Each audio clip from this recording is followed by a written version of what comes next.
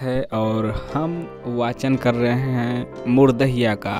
मुर्दहिया जो कि डॉक्टर तुलसी राम की आत्मकथा है, डॉक्टर तुलसी राम के द्वारा लिखी गई और एक दलित समाज की हिंदी साहित्य की बहुत ही रोचक आत्मकथा है जो एक सच्ची कहानी से प्रेरित है। लेखक के जीवन में किस प्रकार से घटनाएं घटी हैं, हम भाग 3 देख रहे हैं। भाग 3 का पार्ट 3 हमने देख लिया है। आज भाग 3 का पार्ट 4 देखेंगे। आइए देखते हैं आगे। इसलिए लोग इन पशुओं को कुशी चराने के लिए खेतों में ले जाते थे। मतलब जब हमने इससे पहले बताया था कि पानी के कमी के चलते अकाल जब पड़ा हुआ था तो उस समय इसी के चलते धान नहीं हो पाया था। धान 6, 7, 8 इंच का होकर ही सूख गया, ना तो इसमें धान पड़ा और ना ही उसे काट के हरा चारा के रूप में खिलाने लायक था।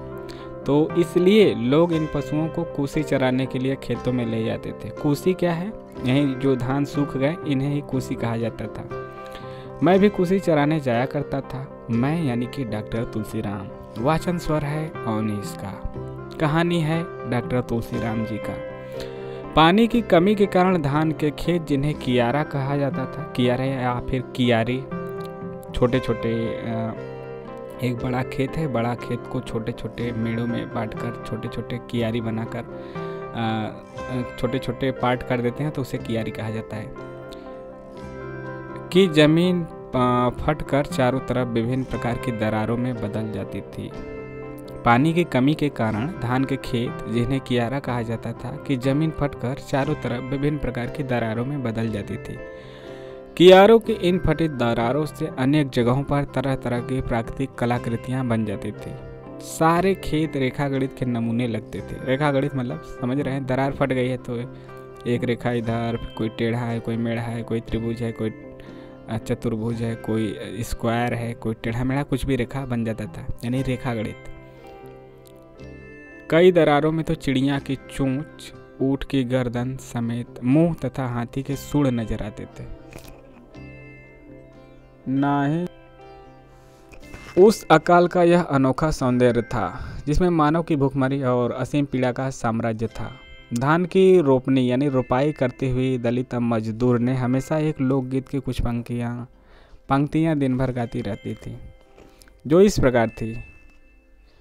अरे रामा परी गई बलुआ रेत, चल अब हम कैसे ए हरी। अरे रामा परी गई बलुआ रेत, चल अब हम कैसे ए हरी।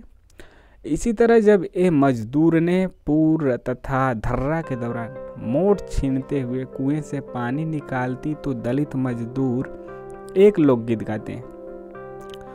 ऊंचे ऊंचे कुआं के नीचे बाजगती जा रामा, निहुर के पनिया भरे हई रे सावर गोरिया। पनिया भरत के हीन कर झुमका हेरल रामा, रोवत घरमा आवे ले रे सावर गोरिया।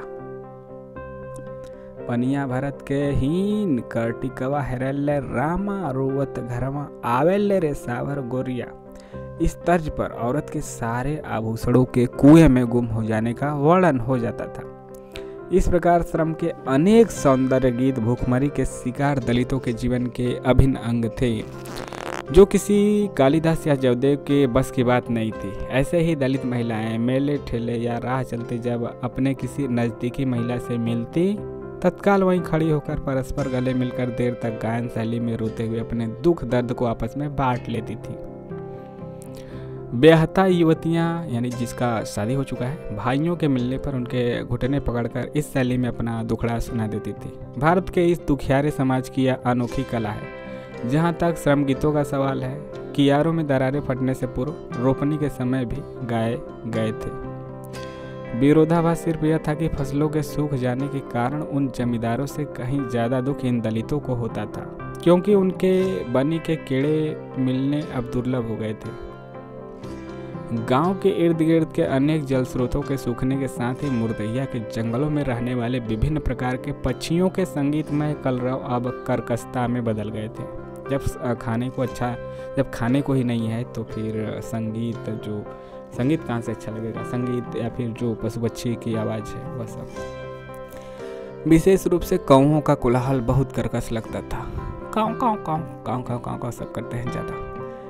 ये प्यासे कौवे चोंच फैलाए हाँफते हुए घरों के आसपास मंडराते रहते थे, क्योंकि जंगल में खाद्य सामग्री मिलनी तो दूर, उन्हें पानी भी नहीं मिलता था।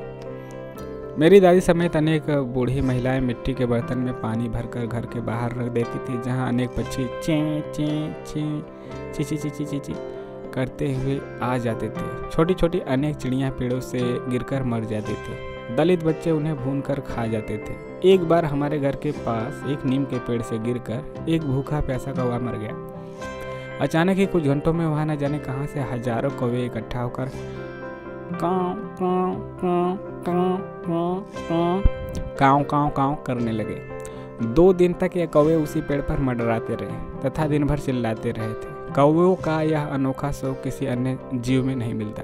गांव में स्थित पोखरियों जैसे अनेक जल स्रोतों के सूखने से कुछ दिन पूर्व मछलियों को मार लिया जाता था। मछली मारने के संदर्भ में दलितों के बीच एक अनोखी परंपरा थी, जिसका पूर्ण रूप से हमेशा पालन किया जाता था। जब भी मछली मारना होता, दलित बस्ती का एक नौजवान जोर जोर से चिल्लाकर उस पोखरी या बावली या फिर बौली का नाम लेकर कहता, चिल्हिया चिल्होर मछली का छोर, चिल्हिया चिल्होर मछली का छोर। यह नार सुनते ही गांव के सारे दलित जाल, ताप, पहरा आदि उपकरण लेकर मछली मारने दौड़ पड़ते। इस तरह सामूहिक रूप से एक साथ सभी लोग मछली मार लाते। मछली मारते समय एक अनोखा दृश्य होता था। समय समय पर लोग चिल्हिया चिल्होर मछली का छोर चिल्हिया चिल्होर मछली का झोर वाला नारा लगाते रहते। उस समय चील और कौवे बड़ी संख्या में वहां मंडराते। जब सारी मछली मार ली जाती, तब अंत में सभी लोग एक साथ चिल्हिया चिल्होर वाला नारा लगाकर मछली के साथ साथ अपने घर वापस चले जाते। लोगों के वहां से चले जाने के बाद शाम तक पोखरी के किनारे चील कौवे बैठे रहते थे, संभवतः इस आशा में कि कोई न कोई बची हुई मछली उन्हें अवश्य मिलेगी। चिल्हिया चिल्होर वाले नारे का उपयोग दलित बच्चे अपने एक खेल के लिए भी किया करते थे। बच्चों का 2 ग्रुप विपरीत दिशा में दौड़ कर जाता और किसी मेड़ या झाड़ी के पीछे छिपकर चिकनी जमीन पर खपड़े से अंधाधुंध बाएं से दाएं की तरफ समांतर छोटा छोटा चिन्ह खींचता। करीब 5 मिनट बाद पुनः वहीं जाता। नारा लगाते हुए दोनों ग्रुप एक दूसरे द्वारा खींचे गए चिन्हों को ढूंढकर मिटाते। थोड़ी देर बाद वही नारा लगाकर एक दूसरे द्वारा बनाए गए मिटे चिन्हों को गिना जाता। मान लीजिए एक ग्रुप का 50 चिन्ह बचा था, दूसरे का 100, तो 50 को 100 में से घटाकर शेष पर प्रति 10 पर 1 के हिसाब से 5 थप्पड़ का दंड दिया जाता था। समझ गए? एक का 100 में से 50 घटाएं 50 हो गया, और शेष पर प्रति 10 पर 1 के हिसाब से 5 थप्पड़, मतलब प्रति 10 पर 1 के हिसाब से 5 थप्पड़। तो 10 पे 5 थप्पड़, फिर इसी तरह 5 पे 25 थप्पड़ हो जाएगा 50 पे। इसका मतलब हारा हुआ पक्ष 5 थप्पड़ खाता था। यह खेल हमारे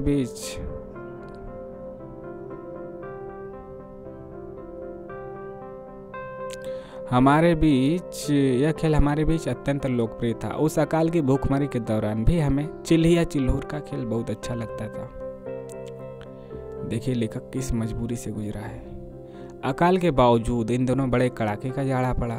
जाड़ों में हम स्कूल से आते ही गांव के अन्य बच्चों के साथ घर से नमक लेकर विभिन्न सीमानों में, सीमान यानी कि जहाँ पे घर और नहीं है, सीधे केवल खेत ही खेत है, खाली है, विभिन्न सीमानों में खड़ी चने की हरी हरी फसलों के बीच उसकी खोंट कर खाते। यानी जो चना का पेड़ है वह जो उसकी हरी हरी पंक्तियाँ है, जो नया कलियाँ निकली हैं, उसको खोटना, उसको ऊपर से खोट लेना, उसी को कहा जाता है चने का खोटना। सभी बच्चे इस कच्चे साग से पेट भर लेते थे। कोई भी अपने चने से साग खोटने से मना नहीं करता था, क्योंकि खोटने से कच्चियाँ ज़्यादा निकलती थी, इसलिए पैदावार अधिक होती थी। शाम को दलित औरतें मटर तथा सरसों का साग खोट कर लाती थी तथा सभी लोग उसे पकाकर रात में खाते। किंतु अकाल के गर्मियों के दिन बहुत कष्टदायी हो गए थे। सन 1959 की गर्मियों के शुरू में ही एक बार बड़ी बड़ी टिड्डियों का बड़ा भारी प्रकोप आया। अभी अभी जौ तथा गेहूं की फसलें पककर तैयार होने वाली थी। विभिन्न गांवों में खबर फैल गई कि अफ्रीका से टिड्डियां आ रही हैं और वे जहां उतरती हैं वहां पूरे खेत के दानों को साफ कर देती हैं। हमारे गांव में भी हड़कंप मच गया। दलित बस्ती में शीघ्र ही जमींदार आकर सबको टिड्डियां उड़ाने की तैयारी करने के लिए कहने लगे। सभी दलित बच्चे, बूढ़े, जवान, जिसको भी जो बजाने के लिए मिला, जैसे थाली, बाल्टी, लोहे की चादर, गगरा, गगरी, टीन, कनास्ता, डब्बे आदि लकड़ी से जोर जोर पीटते हुए खेतों में फैल गए। मैं भी एक थाली पीटते हुए अपने पिता तथा माँ के साथ ब्राह्मण जमींदारों के खेत से टिड्डियाँ भगाने गया था। उक्त वाद्य यंत्रों को पीटते हुए हम सभी जोर जोर से हा हा हा हा करते हुए लगातार चिल्लाते रहते थे। इन तमाम बेसुरे वाद्यों के स्वर तथा हाहाकार के शोर से पूरा क्षेत्र गूंज उठा था। लाखों लाख टिड्डियों के एक साथ अत्यंत तेज गति से उड़ने की साए साए करती हुई आवाज़ बहुत विचित्र सी लगती थी। जिस खेत में वे उतर जाती, अविलंब उसकी सारी फसलें ठूट हो जाती, बालियां गायब हो जाती। उनके चले जाने के बाद सारे सिवानों में हजारों टिड्डियां उड़ते समय एक दूसरे से टकराकर गिरकर मर गई थी तथा काफ़ी संख्या में वो मरने के लिए छटपटा रही थी। ऐसी टिड्डियों का खेतों में जाल सा बिछ गया था। शीघ्र ही इन खेतों में मरी हुई टिड्डियों को खाने के लिए चींटियों की भरमार हो गई थी। बड़ा विचित्र नज़ारा था। फसलों का बहुत नुकसान हुआ था। ये टिड्डियाँ काफ़ी बड़ी बड़ी थी, करीब करीब 6 इंच लंबी थी। इनके मरने के बाद सारे खेत से एक विचित्र सड़ांध आती रही, यानी कि मर गए तो गंध आएगी ना सड़ने की, जो कई दिनों तक जारी रही। दूसरी तरफ बिना बालियों वाली खड़ी ठूठ फसलें उनके लोगों को रुलाती रही। टिड्डियाँ तो अंतोगत्वा न जाने कहाँ चली गई, किंतु अपने पीछे काफ़ी तबाही छोड़ गई। उन गर्मी के दिनों में हमारी दलित बस्ती में चोटे का रस, मटर की भिगोई दाल तथा महुए का लाटा एक बार फिर हावी हो गया। साथ ही डेढ़िया वाली बेगही भी वापस आ गई। इतना ही नहीं, पेचिश तथा खुजली भी और साथ में इलाज के लिए दादी द्वारा बताए गए नुस्खों की भी वापसी हो गई। दलित औरतें और बच्चे प्रायः मुर्दहिया के जंगलों तथा गांव के ताल से खाने योग्य वनस्पतियों को ढूंढने निकल जाते। जंगल में तो कुछ भी नहीं मिलता, किंतु झाड़ियों में चूहों को मारकर घर लाया जाता। कई बिलों में पानी डालकर उसमें छिपे चूहों को बाहर निकालने पर मजबूर किया जाता था। इसके बाद उन्हें मार डाला जाता। कभी कभी इन बिलों से जहरीले सांप भी निकल कर भागते हैं। जंगल में खरगोश तथा शाही भी ढूंढकर मारे जाते, किंतु इनकी संख्या बहुत कम होती थी। उधर ताल से सेरुकी नामक पौधे की जड़ें उखाड़ ली जाती, जो एक बड़ी प्याज के बराबर चुकंदर जैसी लगती थी। इन्हें पानी में उबाल कर खाया जाता था। ताल के किनारे कर्मी के पौधे तथा दूधिया नामक बड़ी बड़ी लताएं होती थी, जिनके पत्ते पान जैसे होते थे। कर्मी तथा दूधिया की लताओं का साग बड़ा स्वादिष्ट होता था। इन प्राकृतिक स्रोतों से दलितों को बहुत राहत मिलती थी। साथ ही जब ये प्राकृतिक खाद्य सामग्री समाप्त हो जाती तो आषाढ़ का महीना आते आते घरों के पास की जमीनों पर फेंकी गई आम की गठुलियों से पौधे निकलने लगते थे। 2-4 पत्तियों के पनप जाने के बाद बैगनी रंग के ये पौधे बहुत मनमोहक लगते थे। इन्हें अमोला कहा जाता था। बच्चे जमीन से गुठली हटाकर अंदर से कच्ची गुठली निकाल लेते। बच्चे इन कच्ची गुठलियों को आग में भूनकर खा जाते थे तथा कई अमोलों वाली गुठलियों से पौधे तोड़कर फेंक दिए जाते। गुठली के जिस हिस्से से पौधे निकलते थे उस तरफ से उसमें छेद बन जाता था। छेद वाले हिस्सों को बच्चे पत्थर पर रगड़कर बांसुरी के मुंह जैसा सपाट बना लेते। मुंह से फूंककर इन्हें बजाने पर शहनाई जैसी सुरीली आवाज़ निकलती थी। बच्चे का यह वाद्य यंत्र अमोली के रूप में जाना जाता था। जब भी बच्चे भुनी हुई गुठलियों को खाते, उसके बाद इन अमोलियों को वे देर तक अवश्य बजाते। दलित बच्चों द्वारा अमोली से निकाले गए इस सुरीले स्वर में हमेशा गुठली खाने से प्राप्त संतुष्टि की उद्घोषणा समाहित होती थी। मुझे भी अमोली बजाना बहुत अच्छा लगता था। यानी किसको? डॉक्टर तुलसीराम को। इस दौरान सबसे बुरी हालत नाइयों, धोबियों, मुसहरों तथा नटों की होती थी। हमारे पूरे क्षेत्र में मात्र एक परिवार बगल के टणवा गांव में नाई का था। उसी गांव में 2 परिवार धोबियों का रहता था। उस क्षेत्र के करीब 1 दर्जन गांवों के बाल काटने का काम वही नाई परिवार करता था तथा धोबी इन सभी गांवों के लोगों के कपड़े धोते थे। हैरत में डालने वाली परंपरा यह थी कि ये सभी सारा काम मुफ्त में करते थे। मजदूरी के रूप में इन्हें साल भर में रबी तथा खरीफ फसलों से सिर्फ एक एक कीड़ा हर घर से मिलता था, किंतु उस अकाल में धान के कीड़े इन्हें नहीं मिले क्योंकि सारी फसलें सूख गई थी। अतः इन परिवारों की बड़ी दुर्दशा होती थी। विशेष रूप से धोबियों को प्रतिदिन सैकड़ों कपड़े, वह भी साड़ी तथा धोती जैसे कपड़े, बड़े कपड़े धोने पड़ते थे। कपड़ा धोने में जाति भेद नहीं था, हर जाति के कपड़े इन्हें धोने पड़ते थे। धोने का काम वे रेह से करते थे। ऊसर की एक विशेष प्रकार की भुरभुरी मिट्टी जो धरती की सतह पर धूल जैसी बिखरी होती थी, जिसमें चूने की तरह कोई प्राकृतिक रसायन मिला रहता था, उसे रेह कहते थे।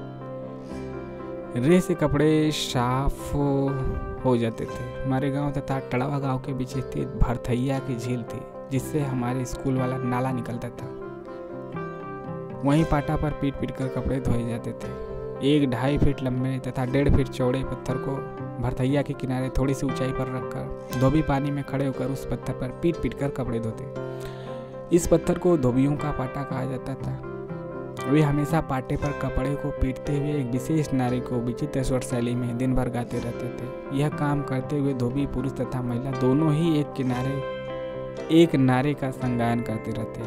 वह नारा था शिवराम शिवराम शिवराम शिवराम, यानी सिया राम का बिगड़ा हुआ रूप शिवराम शिवराम। जब भरथैया में कई धोबी तथा धोबिने पाटा पीटते हुए एक साथ शिवराम शिवराम गाते तो पास से गुजरने वाले राही अचानक वहां थोड़ी देर तक रुककर इस अनोखे स्वर को सुनते। इन धोबियों का वार्तालाप शैली तक लोकगीत अत्यंत लोकप्रिय था, जिसे धोबी पुरुष बैलों के गले में पहनाई जाने वाली बड़ी बड़ी घंटियों का घुंघरू बनाकर कमर में बांध कर एक अनोखी नृत्य शैली में नाच नाच कर गाते थे। साथ में घंटा तथा लोहे के करताल नामक वाद्य यंत्र भी खूब जोर से बजते रहते। यह नृत्य तथा लोकगीत बेहद आकर्षक होते थे।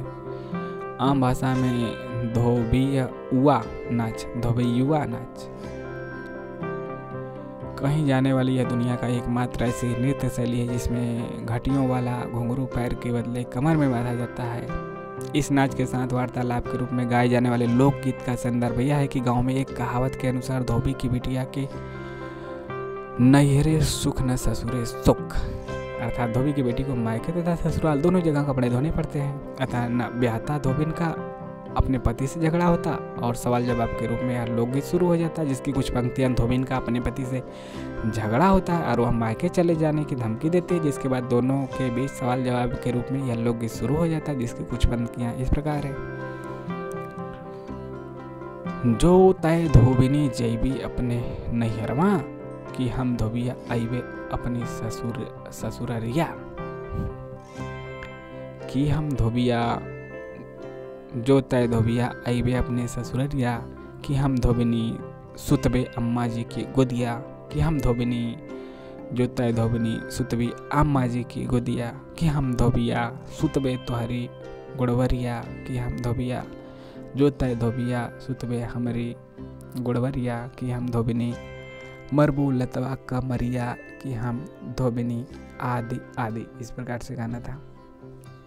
हम गा नहीं पा रहे हैं इस गाने को भैया, आप जब सुन रहे हैं तो आप खुद गा लीजिए, मज़ा आएगा। और इसी मज़ा के साथ हम मिलेंगे नेक्स्ट वीडियो में इसके 5वें पार्ट के साथ, भाग 3 के 5वें पार्ट के साथ। चौथा पार्ट आपको कैसा लगा जरूर बताइएगा कमेंट करके। अच्छा लगा हो तो लाइक शेयर सब्सक्राइब करना ना भूलें। मिलेंगे नेक्स्ट वीडियो में। जय हिंद जय भारत। और आप क्या चाहते हैं, किस प्रकार के सुझाव और शिकायत चाहते हैं, वो अभी कमेंट करके लिखें ताकि हम आने वाले वीडियो में इसको सुधार सकें। मिलेंगे नेक्स्ट वीडियो में। जय हिंद जय भारत।